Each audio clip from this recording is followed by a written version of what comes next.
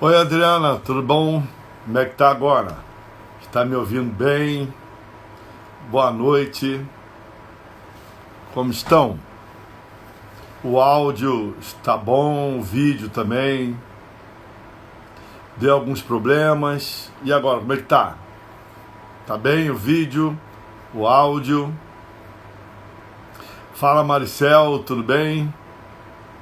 Irmã Fátima, Silene, como é que tá agora, Silene? Tudo bem? O áudio, o vídeo. Ah, perfeito.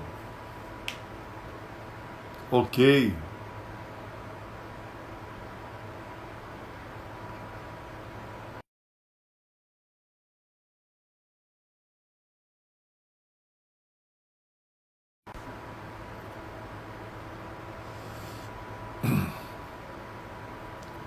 Tá bom, né?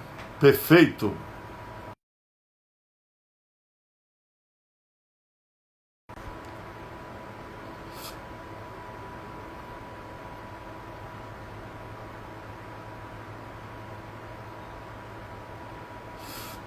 Como é que estão aí?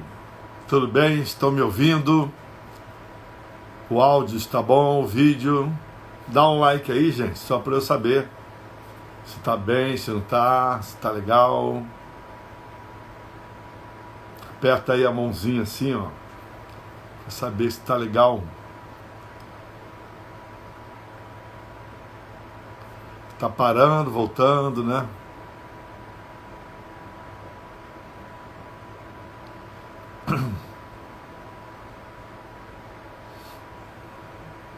Ah, perfeito. Então vamos tentar aí nessa vez agora, mais uma vez, vamos tentar. Não esquece de apertar o coraçãozinho aí, ó, várias vezes.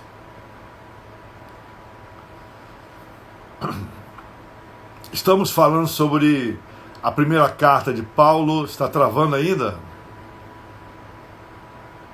Está perfeito? Para uns está travando, outros está perfeito. 1 Coríntios capítulo 16, verso 13 até 14. Vigiai, permanecei, firmes na fé, portai-vos corajosamente, sede fortes, fazei tudo com grande amor fraternal. Então esse parágrafo ali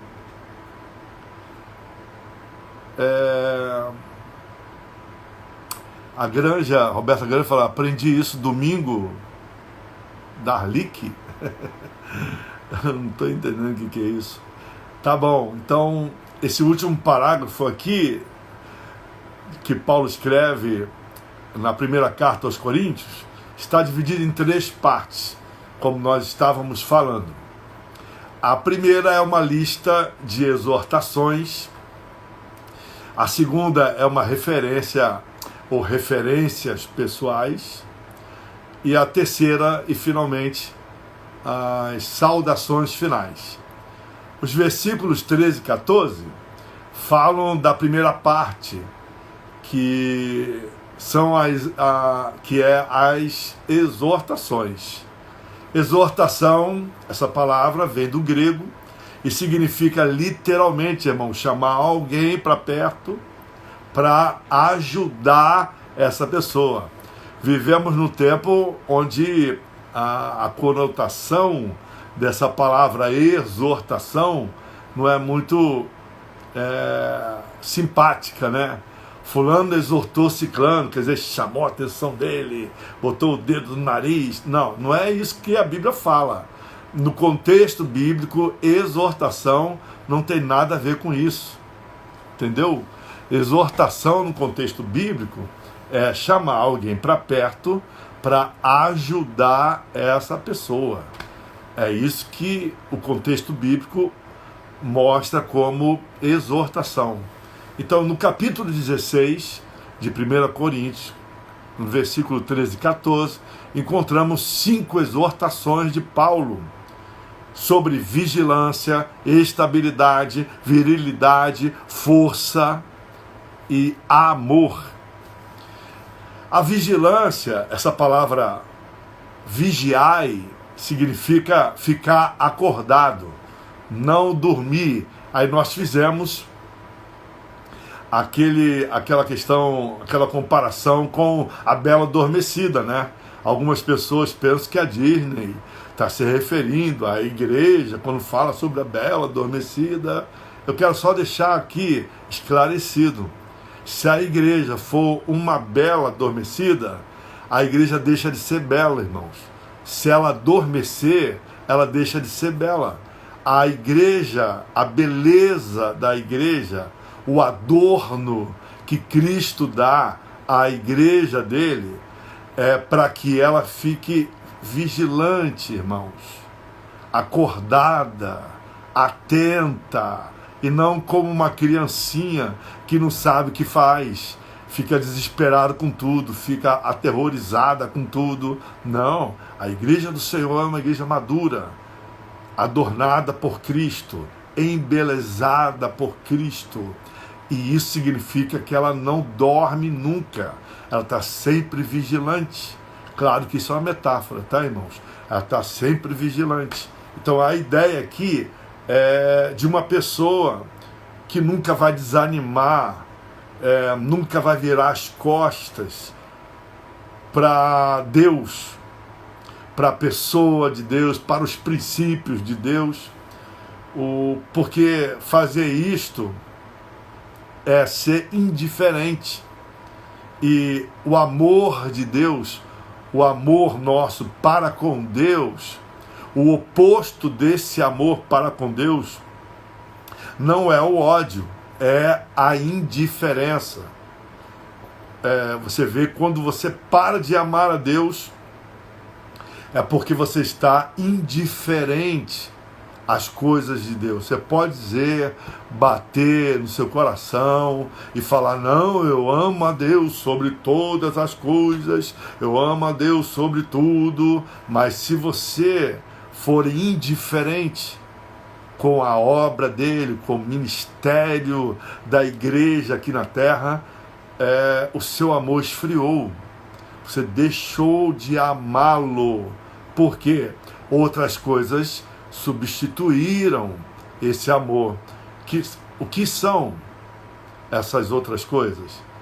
O comércio eclesiástico, a empresa eclesiástica ocupou o lugar de Deus na sua vida. O sistema religioso ocupou o lugar de Deus na sua vida, e você se tornou indiferente com as coisas de Deus, mesmo ativo num sistema religioso. Então Paulo está dizendo: mantenham-se alertas e vigilantes.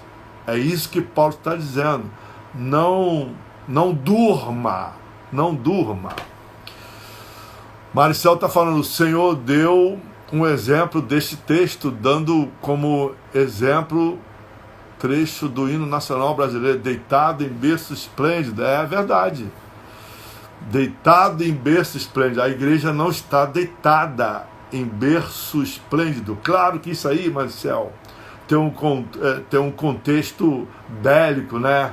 Que é uma nação que está tranquila. Deitado em berço esplêndido não quer dizer que está acomodado, tá? Quando esse hino foi composto, não teve essa conotação de estar alguém acomodado. Não, isso aí foi a interpretação da agora. O pessoal está começando a inventar um monte de coisa, mas o certo do hino nacional, deitado em berço esplêndido, é segurança, emancipação. É isso que ele está tentando passar no contexto do hino nacional. Quando eu falei nessa conotação, Maricel, há muitos anos atrás, eu estava errado. Não leve em conta aquilo que eu falava no passado. Começa a prestar atenção no que eu falo agora.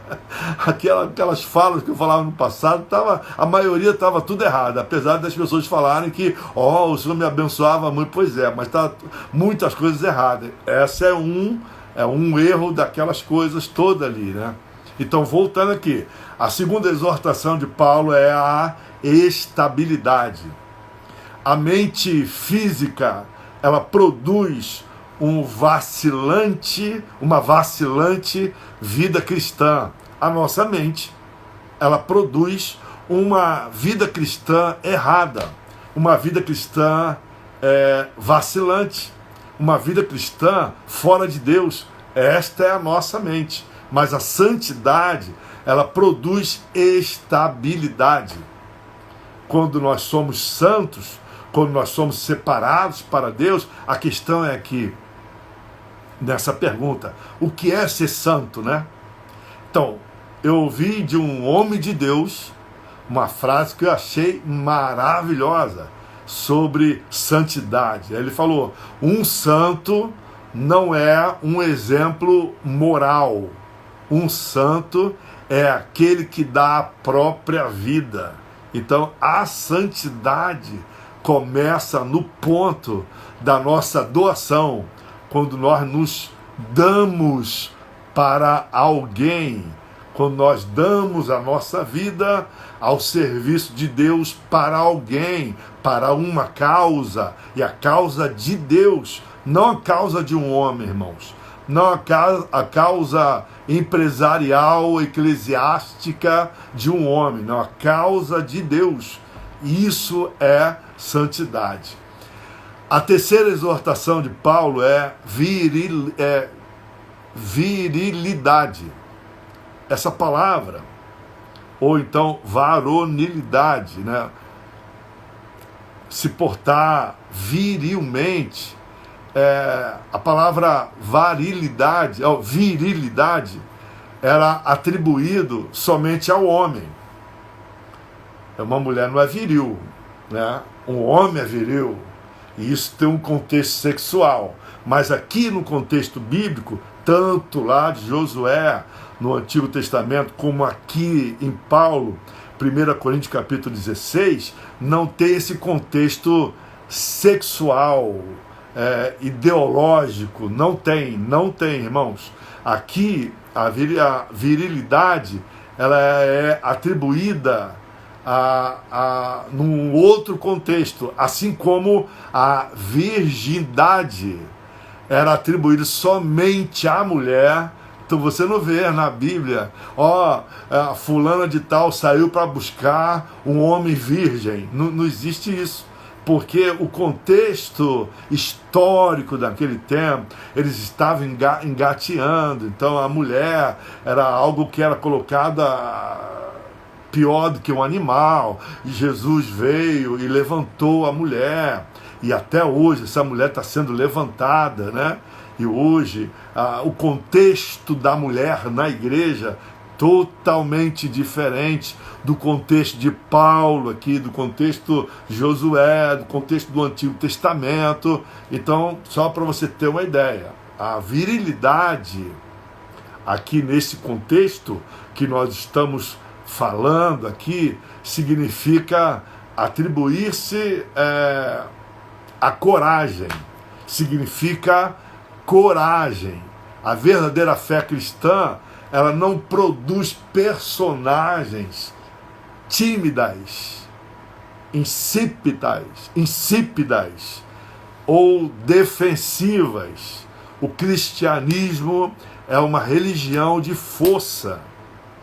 O cristianismo, ele produz heróis na fé. Você olha lá em Hebreus capítulo 11, você vai ver os heróis da fé, a galeria dos heróis da fé. Não heróis porque matava gente, não heróis porque dizimava pessoas,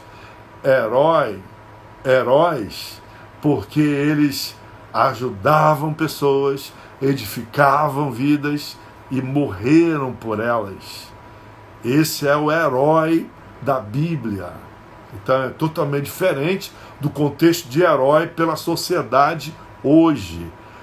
A quarta exortação que Paulo dá aqui ao povo de Corinto, no capítulo 16 da primeira carta de Coríntios, é sobre a força.